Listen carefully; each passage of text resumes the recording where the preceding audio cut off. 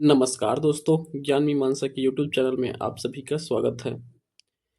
हम छत्तीसगढ़ की जनजातियों को पढ़ रहे हैं, जिसमें हमने छत्तीसगढ़ की जनजातियों को विस्तृत वर्णन वाले अध्याय को पढ़ना प्रारंभ किया था, जिसके अंतर्गत हमने पिछले वीडियो में छत्तीसगढ़ की विशेष पिछड़ी जनजाति और ये कितने हैं इनकी संख्या 7, और उसके अलावा जो है छत्तीसगढ़ की प्रमुख जनजातियों में गोंड जनजाति, कंवर जनजाति और उराव जनजाति। तो इन सभी जनजातियों का विस्तृत वर्णन हमने इसके पहले की वीडियो में कर लिया है। अब इसके आगे हम छत्तीसगढ़ के बचे हुए सभी जनजातियों को विस्तृत वर्णन देखेंगे। तो चलिए, अब हम किस में आए थे, तो हम दक्षिण सांस्कृतिक क्षेत्र अर्थात बस्तर संभाग की जनजातियों वाले चैप्टर में आए हैं। तो देखिए, यहाँ से अब बस्तर संभाग में कौन कौन से जनजाति हैं, उन सभी जनजातियों का विस्तृत वर्णन दिया गया है। तो देखिए, छत्तीसगढ़ के दक्षिण सांस्कृतिक क्षेत्र के अंतर्गत सम्मिलित हैं कांकेर, बस्तर, कोंडागांव, नारायणपुर, दंतेवाड़ा, बीजापुर एवं सुकमा। तो संपूर्ण बस्तर संभाग आ जाता है दक्षिण सांस्कृतिक क्षेत्र के अंतर्गत।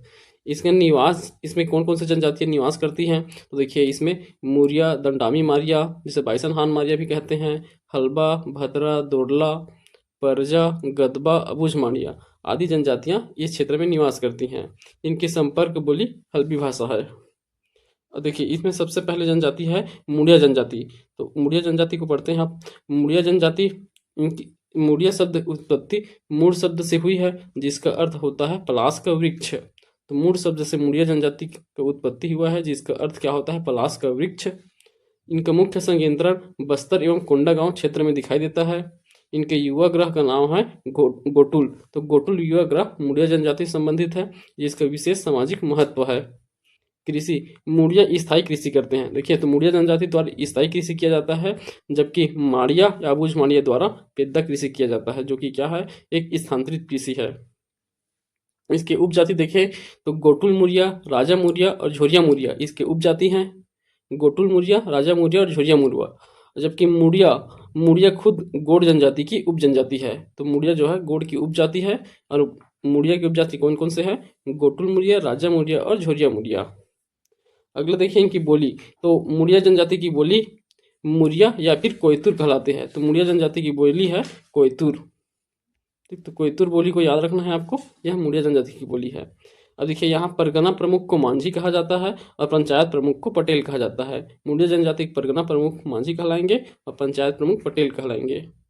इनके संबंध में विशेष तथ्य देखें तो सबसे पहले इसमें पुस्तक, तो विलियम एल्विन द्वारा the Muria and their Ghotul नामक पुस्तक लिखा गया है, जो मुड़िया जनजाति और वहाँ के संबंधित युवा ग्रह घोटुल से संबंधित है।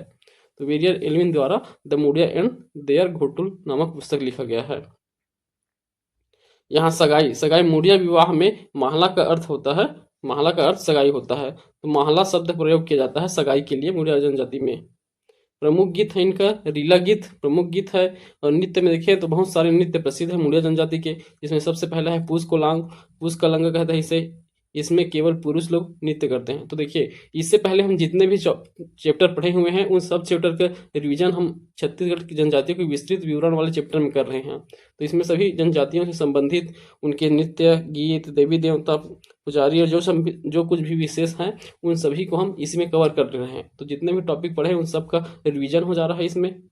तो इनका नृत्य पूस कुलांग, मांदरी नृत्य, कक्सान नृत्य, एबालतूर नृत्य, फुल्की पाटा, घोटुल पाटा, माव पाटा, इन सब को हमने डिटेल से पहले से भी पढ़ लिया है जनजातियों के नृत्य वाले चैप्टर में।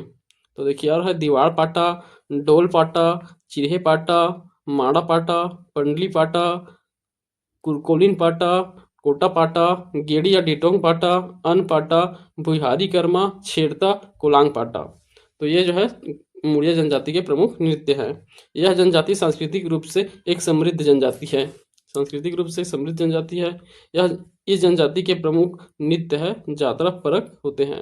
तो प्रमुख नृत्य जात्रा परक होते हैं। प्रमुख देवता है तो कोंडागांव जिले में मुड़िया जनजाति बूढ़ा देव या बुद्ध देव को अपने प्रमुख आराध्य के रूप में मानते हैं। तो कोंडागांव में बूढ़ा देव या बुद्ध देव को प्रमुख आराध्य मानते हैं मुड़िया जनजाति के लोग।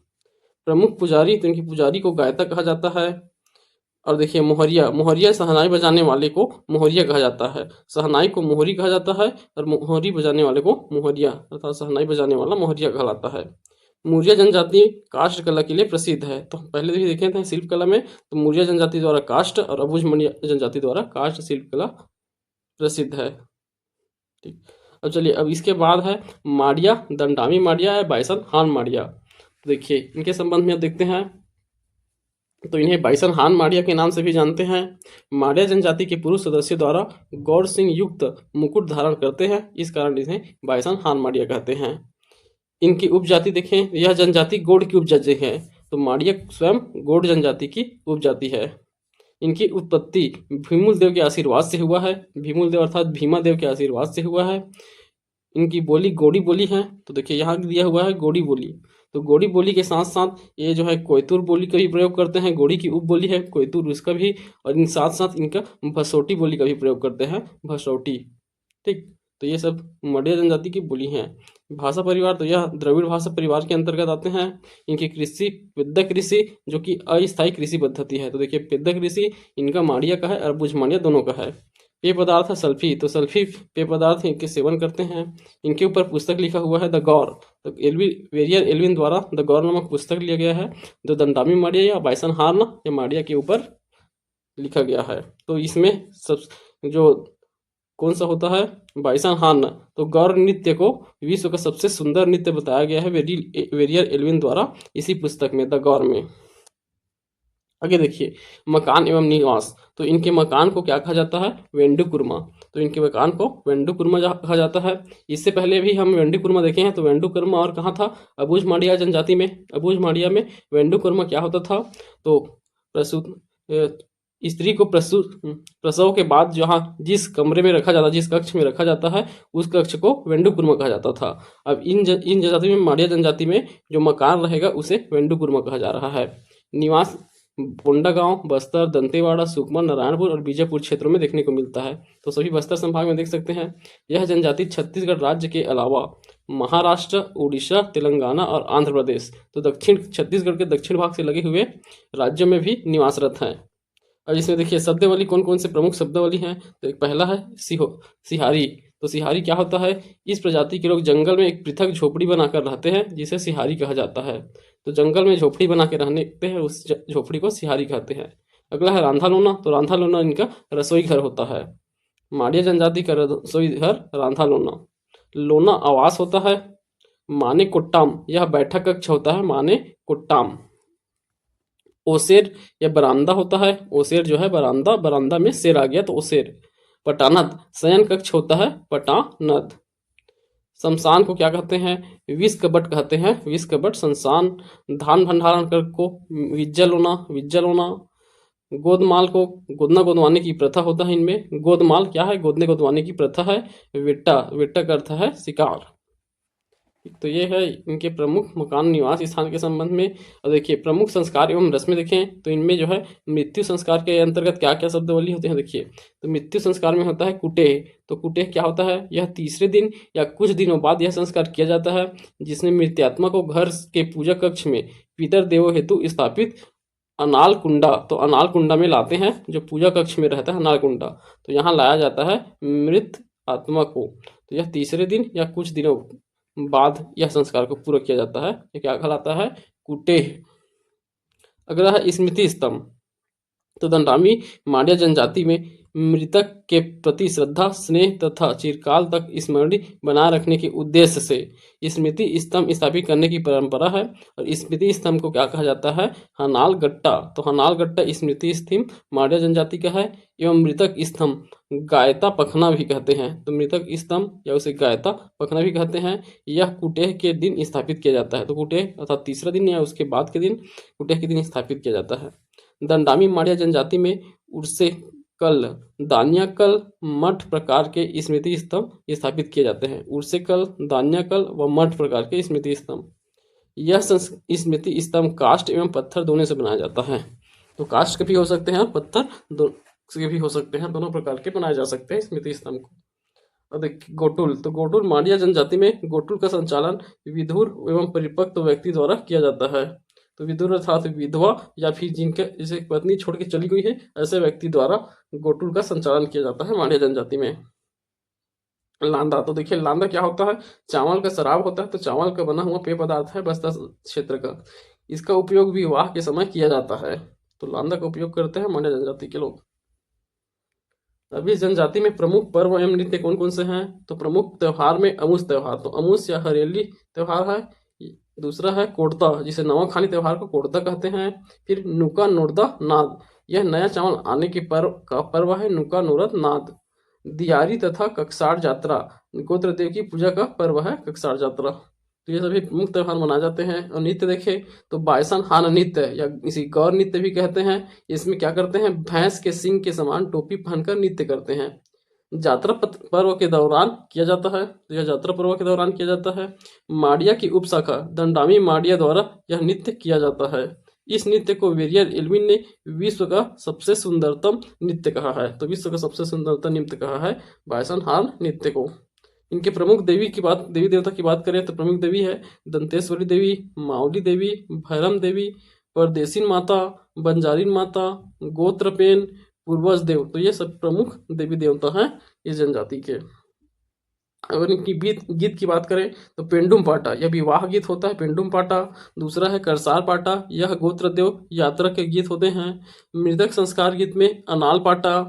उसके बाद है नामकरण संस्कार गीत, कौन सा है, पिदड़ा पाटा। पिदड़ा पाटा ये जो है नामकरण संस्कार गीत है। अब चलिए हल्बा जनजाति देखते हैं। तो हल्बा जनजाति का निवास क्षेत्र कौन सा है, धमतरी, बस्तर, कोंडागांव, कांकेर, बलौदा बाजार, नारायणपुर। तो लगभग कौन कौन से क्षेत्र, बस्तर संभाग और उससे लगे हुए जिलों में इनका निवास देखने को मिलता है हल्बा जनजाति का। इनकी बोली हल्बी जो बोली है जो बस्तर के संपर्क बोली कहलाता है। इसकी उपजाति देखें तो बस्तरिया, छत्तीसगढ़िया और मरेठिया हल्बा की प्रमुख उपजातियां हैं।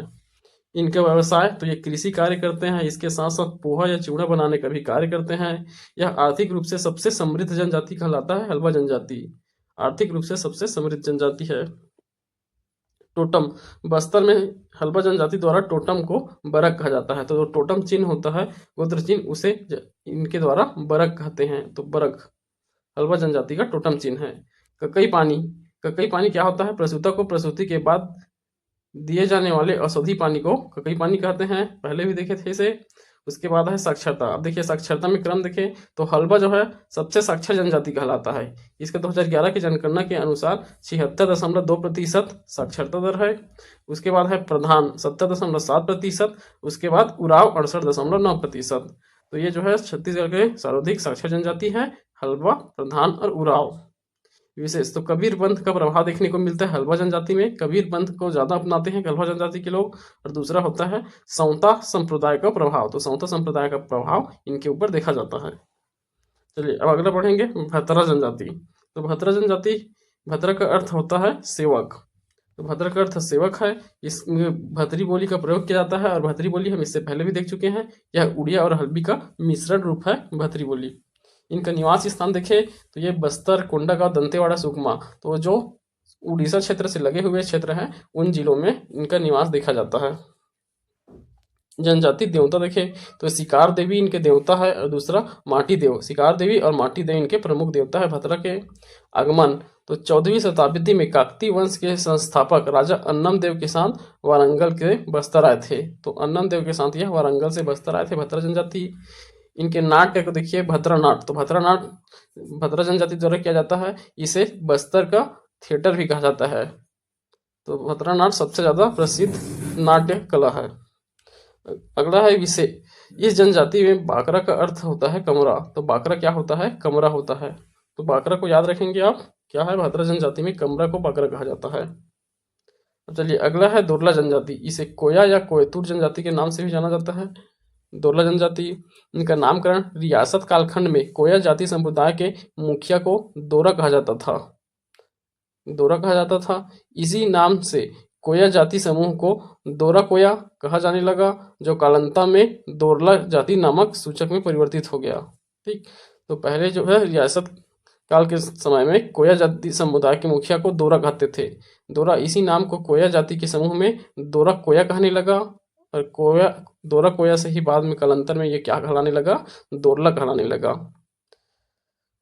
लाला जगदलपुरी लिखते हैं, तो लाला जगदलपुरी लिखते हैं दोरली में दोरा शब्द का अर्थ है जाति का मुखिया। दोरली में दोरा शब्द का अर्थ है जाति का मुखिया, श्रेष्ठ व्यक्ति, और यही शब्द आने चलकर दोरा के स्थान पर दोरला के नाम से प्रचलित हुआ था।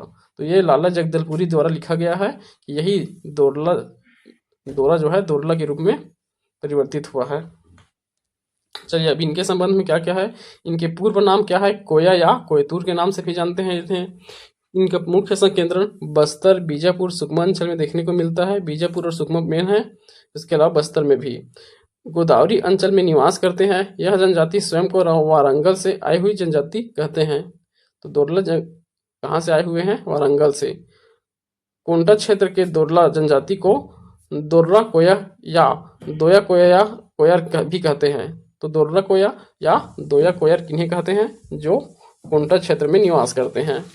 बीजापुर क्षेत्र में दोरला जनजाति को कोया या कोयर भी कहते हैं। अगला है बोली। तो इनकी बोली में है प्रमुख है दोरली बोली। तो दोरली बोली में बोलते हैं डोरली या दोरली, यह सुकमा क्षेत्र में बोली जाने वाली बोली है। दोरली में दोरा का अर्थ जाति का मुखिया होता है। जाति का मुखिया होता है दोरली में दोरा का अर्थ। नृत्य देखिए इनमें पैडुल नृत्य, यह विवाह नृत्य है पैडुल नृत्य, तो यह दोरला जनजाति में प्रसिद्ध है। अन्य नृत्यों में पेडुल पाटा, कोड़ता पाटा, कुर्रम पाटा, आना पाटा, ये सब भी प्रसिद्ध है। इनकी उपशाखा की बात करें तो 4 उपशाखा इनके। पहला है गुमिनोर, दूसरा है पारमिलोर, तीसरा है तांगुतोर और चौथा है मन्नोतोर। तो ये 4 उपशाखाएं दोरला जनजाति के हैं। इनके उपजाति में यह गोड़ की उपजाति है। तो दोरला स्वयं किसकी गोड़ की उप जनजाति है। इनमें विवाह में कौन से प्रसिद्ध है, विनिमय विवाह जिसे कुंड मारपुर बोलते हैं कहते हैं। दूसरा है परिवीक्षा विवाह जिसे एलेटाम कहते हैं। मंगनी विवाह को तरपिल कहा जाता है। तो विनिमय, परिवीक्षा और मंगनी विवाह प्रसिद्ध है दोरला जनजाति में। और इस जनजाति में जो है सगाई को कलतो सनात कहा जाता है। तो कलतो सनात कहते हैं सगाई को दोरला जनजाति कलतो सनात। रसोई घर को ओजल कहा जाता है। तो ओजल रसोई घर के संबंध किनसे है, दोरला जनजाति से। इनका पुनर्विवाह मोंगनाल तिरमोर पलायन विवाह होता है। मुंडराल मिले पुनर्विवाह होता है। तो ये दोनों प्रसिद्ध है, पलायन विवाह और पुनर्विवाह। मोंगन नाल तोर मिरतोर और मुंडराल पील। सामूहिक शिकार, इनमें सदस्य गर्मियों में विज्जा पंडुम त्योहार में सामूहिक शिकार वेंटा करते हैं। तो सामूहिक शिकार करने के लिए जाते हैं। गामम ग्राम देवी देवताओं को कहते हैं। तो गामम क्या होता है, गांव के देवी देवताओं को गामम कहते हैं। अब देखिए अगला क्या है,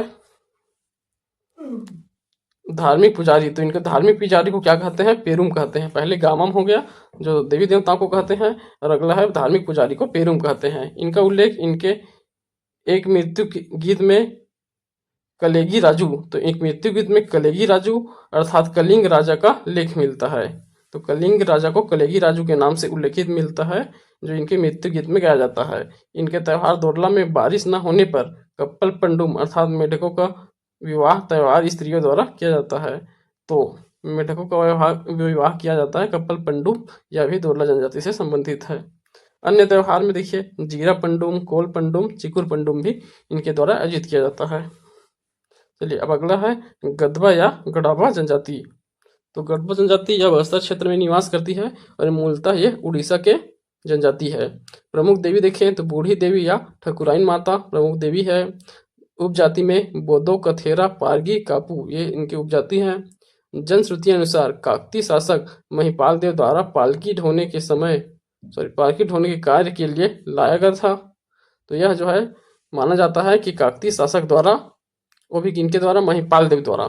तो काकती शासक महिपाल देव द्वारा इन्हें पालकी ढोने के लिए लाया गया था। यह गोदावरी से संलग्नता के कारण इन्हें गदवा नाम दिया गया है। तो ग से गोदावरी, द से दाब, गोदावरी दाब के संलग्नता के लिए इसे क्या दिया गया है, गदवा नाम दिया गया है। यह धुरवा जनजाति से मिलती जुलती संस्कृति वाली जनजाति है।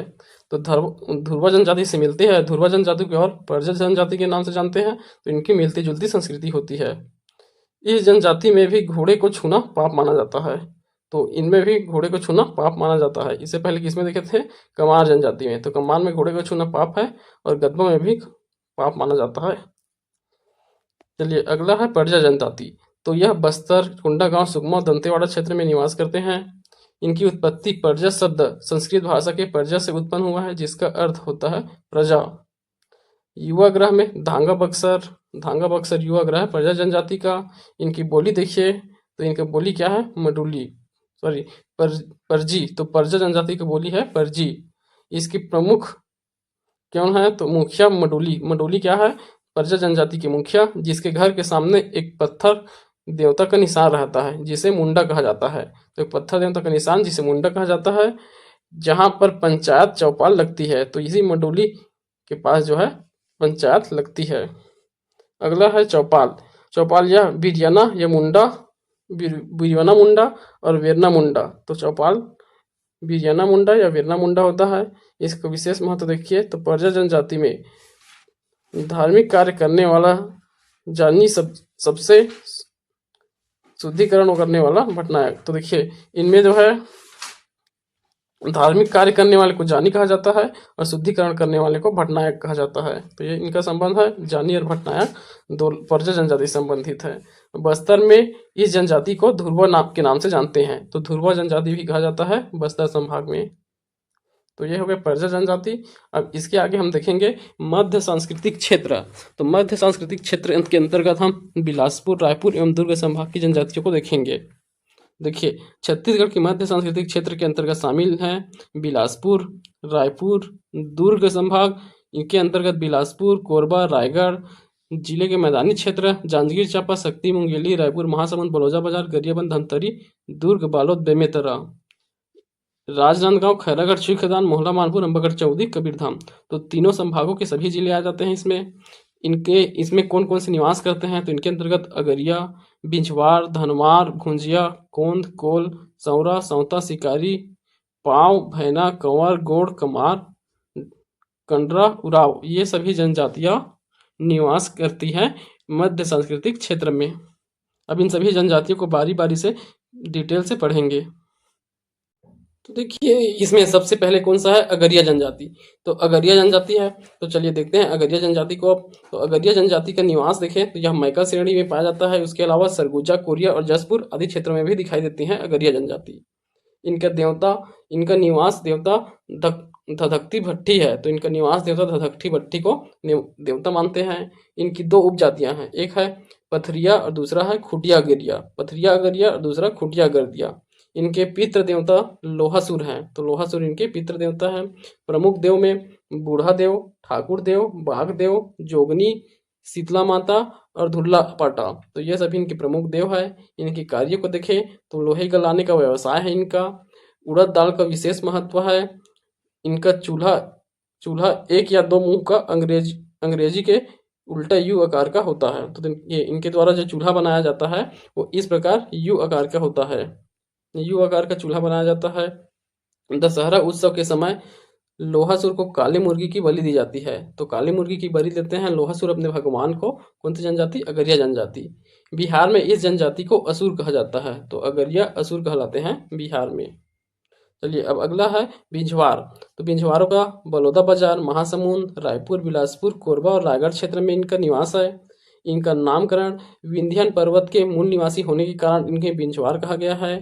किंवदंती अनुसार इनकी उत्पत्ति 12 भाई बेटकर से मानते हैं। इनका भाषा छत्तीसगढ़ी भाषा का प्रयोग करते हैं। प्रतीक चिन्ह देखें तो तीर कमान इनका पूजनीय प्रतीक होता है, तो बिंझवार तीर कमान रख के चलते हैं, तो तीर कमान इनका पूजनीय प्रतीक होते हैं। गोदना, इस जनजाति में प्रचलित गोदना को झुंडी कहा जाता है, तो झुंडी गोदना है बिंझवार जनजाति का। महासभा या कोटा सागर, महासभा कोटा सागर है, कोटा सागर महासभा लगता है। विवाह, तीर विवाह एवं सामान्य विवाह, तो तीर विवाह होता है और सामान्य विवाह। प्रमुख देवी देवता में 12 भाई बेटकर और विंध्यवासिनी देवी, 12 भाई बेटकर और विंध्यवासिनी देवी जो है इनके प्रमुख देवता है। इनकी उपजाति 4 उपजाति हैं, बड़े बिंझवार, सोनझरा, बिरजिया और बिंझिया। बड़े बिंझवार, सोनझरा, बिरजिया और बिंझिया। रसेल एवं हीरालाल के अनुसार इन 4 उपजातियों का नाम दिया गया है। चलिए सोना खान के वीर पुत्र शहीद वीर नारायण सिंह इसी जनजाति से संबंधित हैं, तो इससे पहले भी देख चुके हैं। शहीद वीर नारायण सिंह का संबंध है बिंझवार जनजाति से। दशहरा के दिन से चौवर धोनी लोक पर्व तक पर्व मनाया जाता है। तो दशहरा के दिन से इनके द्वारा जो है चौर धोनी लोक पर्व मनाया जाता है बिंझवार जनजाति के द्वारा। चलिए अगला है धनवार। तो धनवार इनका संबोधन है स्थानीय बोली में धनुआहार धनुवार से संबोधित किया जाता है, परंतु ओरिजिनल क्या है इनका धनवार है। इन्हें धनुहार या धनुवार भी कहते हैं। इनका नामकरण बाण निर्माण के कारण हुआ है, तो इनके द्वारा बाण का निर्माण किया जाता है, इसी कारण इन्हें धनवार कहा गया है। निवास बिलासपुर जिले में निवास करते हैं। इनका कार्य क्या होता है बांस के बर्तन बनाने का, तो बांस के बर्तन बनाते हैं धनवार जनजाति। इनका अर्थ क्या होता है धनवार का अर्थ क्या होता है धनुर्धारी, तो इस धनवार का अर्थ होता है धनुर्धारी। देखिए वाद्य यंत्र, तो इनके द्वारा वाद्य यंत्र कौन से प्रयोग किए जाते हैं धनवारी जनजाति लोकगीत नृत्य के समय अपने पारंपरिक वाद्य यंत्र नटकी बाजा का उपयोग करते हैं। तो नटकी बाजा का उपयोग जो है पर्सनली रूप से किया जाता है। और देखिए स्त्री व पुरुष दोनों झुंड बनाकर अलग अलग नृत्य करते हैं, जिसे पालनी खेलना नृत्य कहते हैं। तो याद रहेगा ये एक स्त्री और पुरुष झुंड बना करके एक नृत्य करते हैं गोला गोला वाला, और इसी नृत्य को क्या कहते हैं पालनी खेलना कहते हैं। चलिए अब अगला है सौरा या सौरा। तो यह इनका निवास महासमुंद रायगढ़ और बिलासपुर क्षेत्र में है। इनका कार्य देखें तो सांप पकड़ना। इनकी उत्पत्ति यह जनजाति अपने आप को सबरी का पूर्वज मानती है, तो सबरी के पूर्वज मानते हैं सौरा जनजाति। कौंद ये इनका निवास रायगढ़ महासमुंद क्षेत्र में है। कौन जनजाति का इनकी बोली कुई, तो कुई बोली को याद रखना है, कौन जनजाति की बोली है कुई या कुंधी। इनके उप समूह में डोंगरिया कोंधी, कुटिया कोंद, पेंगा कोंद, झुरिया कोंद, जमिया कोंद, नागदुल्ली कोंद, सीताहा कोंद, तो यह सभी कोंद जो है कोंद जनजाति की उपजाति समूह है। यह जनजाति खोंड या कोंड नाम से भी जानते हैं, तो खोंड या कोंड के नाम से भी जानते ही हैं। ऐतिहासिकता मान्यता अनुसार यह जनजाति लगभग 200 वर्ष पूर्व उड़ीसा से आकर बसी थी। तो 200 वर्ष पूर्व उड़ीसा से आकर बसी थी। इनके द्वारा पोड़ू खेती किया जाता है, तो पोड़ू खेती किया जाता है कोंद जनजाति के द्वारा। अब चलिए अगला है कोरिया और बिलासपुर। तो इनका निवास स्थान कोल जनजाति का है कोरिया और बिलासपुर। इनका कार्य होता है प्रमुख कार्य है कोयला खनन। उत्पत्ति इनकी उत्पत्ति जनजाति प्रमुखों के अनुसार इनकी उत्पत्ति रीवा मध्य प्रदेश से माना जाता है, जहां कोलगढ़ी त्योधर नामक राजा राज करता था। तो कोलगढ़ी नामक राजा राज करता था, वहीं से इनकी उत्पत्ति माना जाता है। पंचायत प्रमुख को गोहिया या गोतिया कहा जाता है, तो इनके पंचायत प्रमुख है गोहिया या गोतिया। इनका नृत्य देखे तो कोल दहका या दहका नृत्य है। प्राचीन ग्रंथों में उल्लेख है कि यह सबरी से संबंधित है, तो कोल जनजाति का संबंध सबरी से है। इनके द्वारा गोत्र को बान कहा जाता है। गोत्र को बान जो टोटेमिक होते हैं, अर्थात प्रत्येक गोत्र का गोत्र चिन्ह पाया जाता है।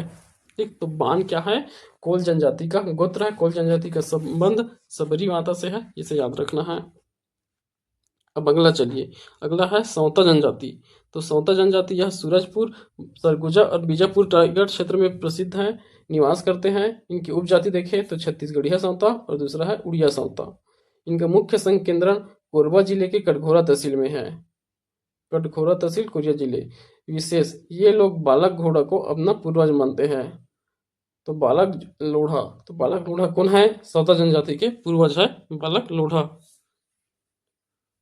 देखिए अब अगला है पारधी। तो पारधी जनजाति है, उसके बाद फिर इतने सारे और जनजाति बचे हुए हैं। तो देखिए पारधी जनजाति मराठी शब्द पारधु से इसकी उत्पत्ति हुई है, मराठी शब्द पारधु से, जिसका अर्थ होता है आखेट। यह संस्कृत शब्द पारद से बना है, जिसका आशय होता है शिकार। तो पारधी का अर्थ होगा शिकार। इनका गोत्र पारधी जनजाति में 12 गोत्र पाए जाते हैं। इनका निवास क्षेत्र देखिए सरगुजा रायगढ़ और कोरबा क्षेत्र में है। इस जनजाति में 8 उपभेद हैं, तो 8 उपभेद है, जिसका एक उपवर्ग क्या है कारगर कहलाता है, जो केवल काले पक्षियों का शिकार करता है। तो कारगर उपवर्ग काले पक्षियों का शिकार करता है पारधी जनजाति के। इनके द्वारा किए गए कार्य और कौन कौन से हैं, तो पहला तो शिकार, तो ये काले पक्षियों का आखेट करते हैं। दूसरा है छिंद के पत्ते से चटाई व टोकरी का निर्माण करते हैं पारधी जनजाति के लोग। छत्तीसगढ़ के कई जिलों व तहसीलों में से अनुसूचित जनजाति अधिसूचित नहीं किया गया है। तो पारधियों को कई जिलों में अनुसूचित जनजाति अधिसूचित अभी तक नहीं किया गया है। अगला है देखिए भैना। इनका निवास बिलासपुर और रायगढ़ क्षेत्र में है। इनके पंचायत प्रमुख को गोटिया कहा जाता है भैना जनजाति के। अगला है प्रधान। यह मुख्यतः कबीरधाम एवं बिलासपुर क्षेत्र में देखने को मिलता है। प्रधान लिंगो पाटा गायन करते हैं, तो लिंगो पाटा का गायन प्रधान द्वारा किया जाता है।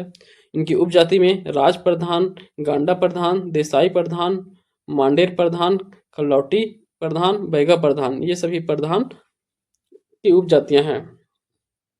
ऐतिहासिक विवरण के अनुसार यह जाति गौड़ राजाओं की मंत्री हुआ करती थी। तो देखिए ये मंत्री हुआ करते थे, जिसे पटरिया भी कहा जाता है, पटरिया भी कहा जाता है। तो ये पटरिया मंत्रिया हुआ करते थे प्रधान। ये गौड़ राजाओं की गीत गाया भी करते थे, जिसके कारण कथा गाथा वाचन के रूप में माना जाता है इन प्रधान को, गाथा वाचक के रूप में। प्रधान का शाब्दिक अर्थ दूसरे के अनाज पर निर्भर रहने वाला होता है। तो प्रधान का क्या अर्थ है? दूसरे के अनाज पर निर्भर रहने वाला। अगला देखिए कंडरा। तो कंडरा जनजाति रायपुर, दुर्ग, बालोद, बेमेतरा, राजनांदगांव व धमतरी जिलों में दिखाई देते हैं। इनकी उत्पत्ति कंडरा शब्द की उत्पत्ति कांड अर्थात बाण से मानी जाती है। इनके उप समूह हैं झरिया व कनौजिया। तो झरिया कनौजिया कंडरा के उप समूह हैं। इनका कार्य क्या होता है? बांस का बर्तन बनाने का प्रमुख कार्य है कंडरा जनजाति का। तो कांड से इनकी उत्पत्ति माना जाता है। झरिया और कनौजिया इनके उप समूह हैं। अगला है पांव। यह बिलासपुर एवं गढ़वा, पेंड्रा, मरवाही जिले के शहडोल मध्य प्रदेश से जुड़े हुए क्षेत्रों में निवास करते हैं। पांव जनजाति के लोग गांव में अन्य जनजातीय जैसे गोंड, कंवर आदि के साथ निवास करते हैं। तो इनका भी निवास जो है इन्हीं के साथ होता है। इनकी उत्पत्ति को देखें तो पांव का जनजाति की उत्पत्ति प्राचीन काल में इनके पूर्वज पवईगढ़ में रहते थे, जिस कारण इन्हें पांव कहा गया है। तो पवईगढ़ में इनके पूर्वज रहते थे, उन्हीं के नाम पर पांव नाम रखा गया है जनजाति का। पाव जनजाति छत्तीसगढ़ की अल्पसंख्यक जनजाति है। तो यह अल्पसंख्यक जनजाति है पाव जनजाति।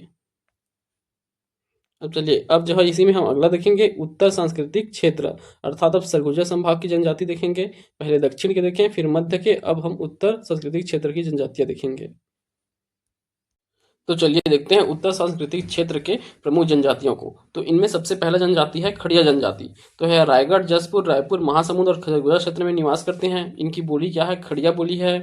इनका प्रमुख पर्व में पुष पुन्नी व कर्मा पर्व। तो पुष पुन्नी और कर्मा पर्व को ये अच्छे से आयोजित करते हैं खड़िया जनजाति के लोग। इनके प्रमुख देवता है बंदा देव। इनका कार्य क्या होता है? पारंपरिक कार्य है पालकी ढोना। यह आदिवासी कोलारियन जनजाति समूह के माने जाते हैं। तो कोलारियन जनजाति समूह के माने जाते हैं। अगला देखिए खैरवार। खैरवार सूरजपुर, सरगुजा, बलरामपुर, बिलासपुर। तो इन सभी जनजातियों का हम निवासी स्थान देख चुके हैं पहले से ही। अन्य नाम देखें तो खरवार, खरिया या खैरार। खरवार, खरिया या खैरिया, ये इनके अन्य नाम हैं। कार्य देखें खैर वृक्ष से कत्था निकालना। तो खैर वृक्ष से कत्था निकालने का कार्य करता है। नित्य जदुरा, दीपावली के अवसर पे जदुरा नृत्य किया जाता है और होली के अवसर पे डंडा नृत्य किया जाता है। अगला देखिए भारिया। तो भारिया इनका निवास बिलासपुर, कोरबा एवं जांजगीर चांपा जिले में देखने को मिलेगा। इनका निवास स्थान है ढाना।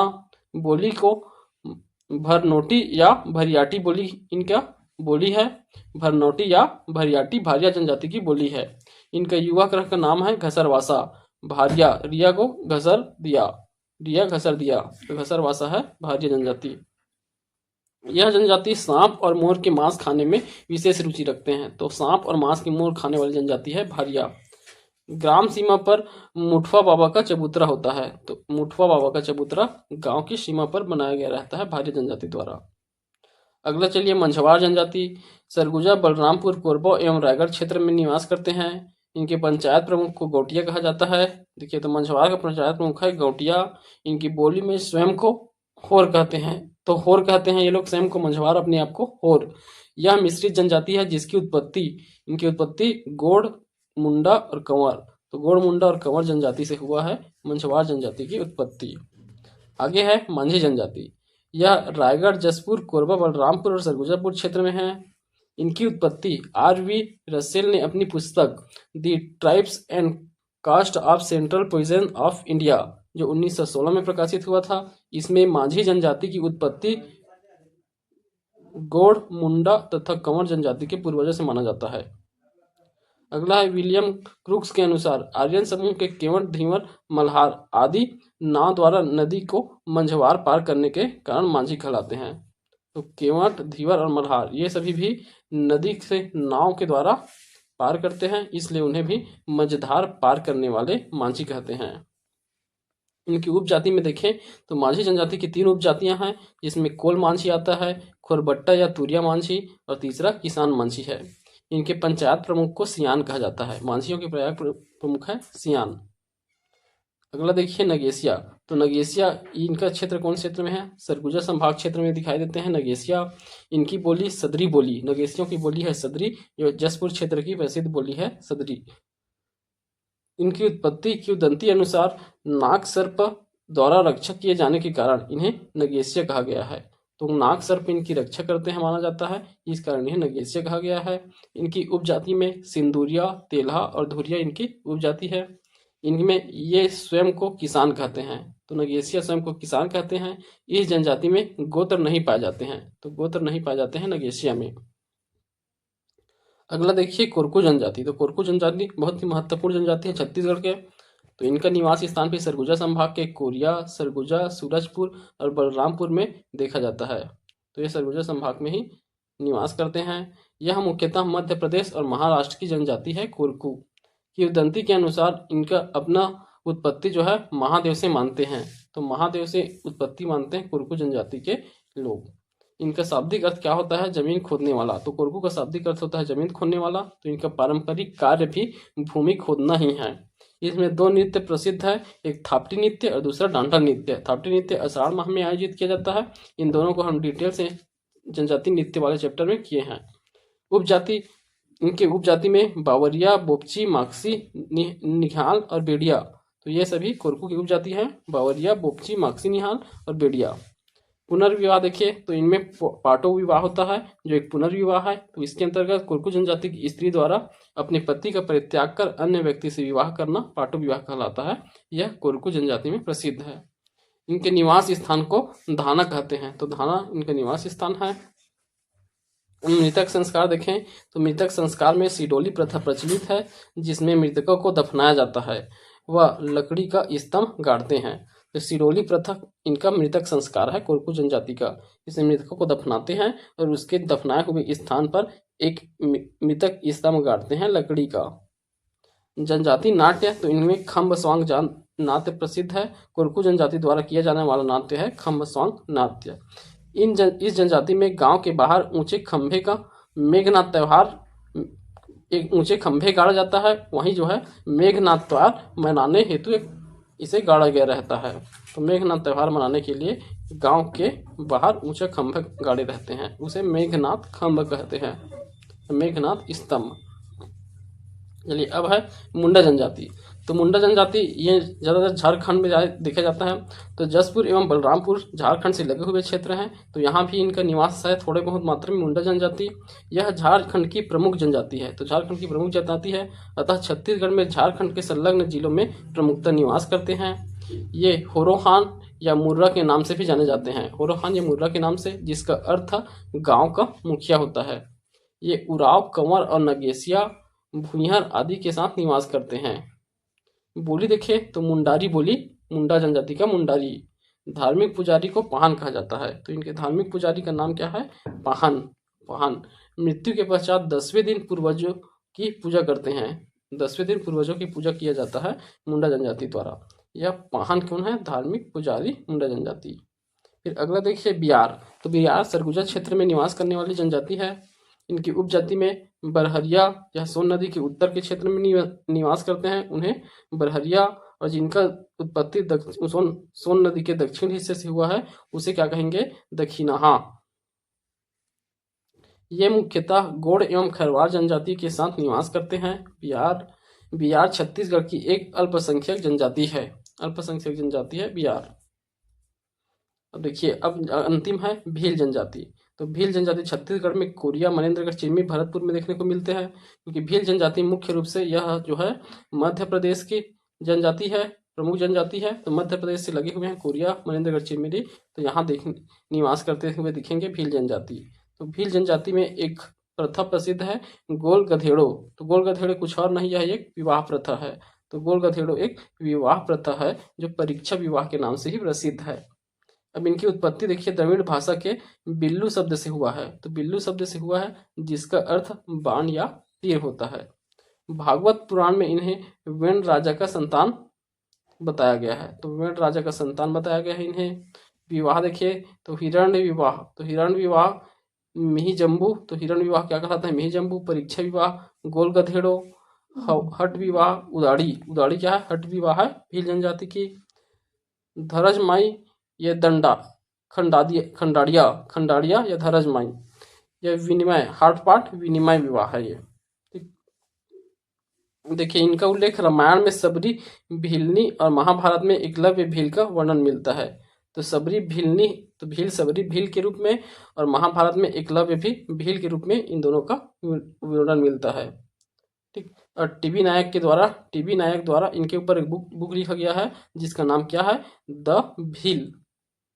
ठीक। तो द भील बुक भी लिखा गया टीबी नायक द्वारा। ठीक। तो हम अभी तक के जो है छत्तीसगढ़ की जनजातियों को विस्तृत वर्णन पढ़ चुके हैं।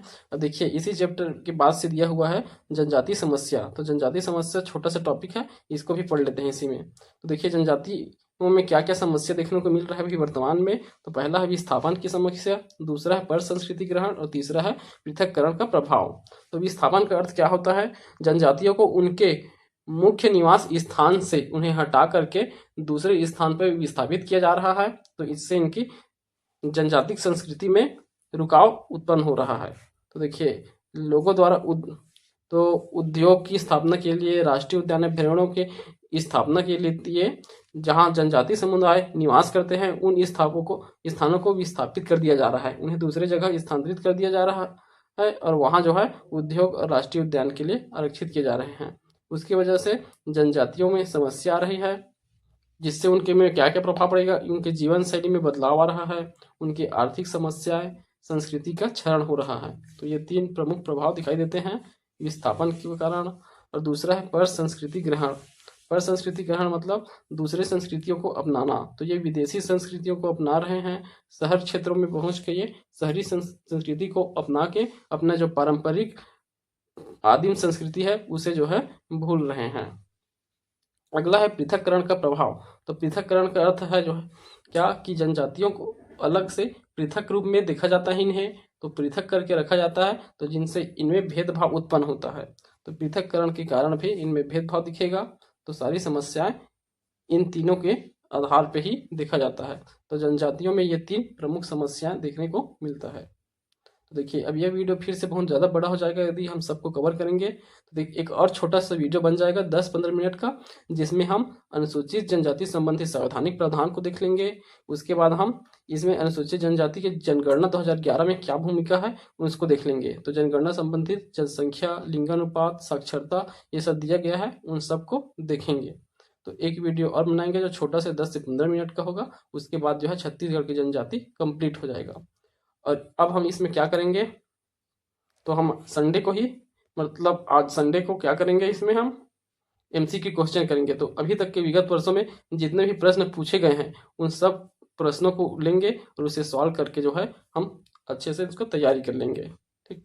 तो क्या है, आप क्वेश्चन सॉल्व करना क्यों जरूरी है, अगर आप इस चैप्टर को आपको याद रखना है तो आपको ज़्यादा से ज़्यादा प्रश्न करने होंगे इसमें, क्योंकि शब्द बहुत सारे आए हैं। तो उन टर्मोलॉजी को याद करने के लिए आपको प्रश्न सॉल्व करने होंगे अधिक से अधिक। ठीक।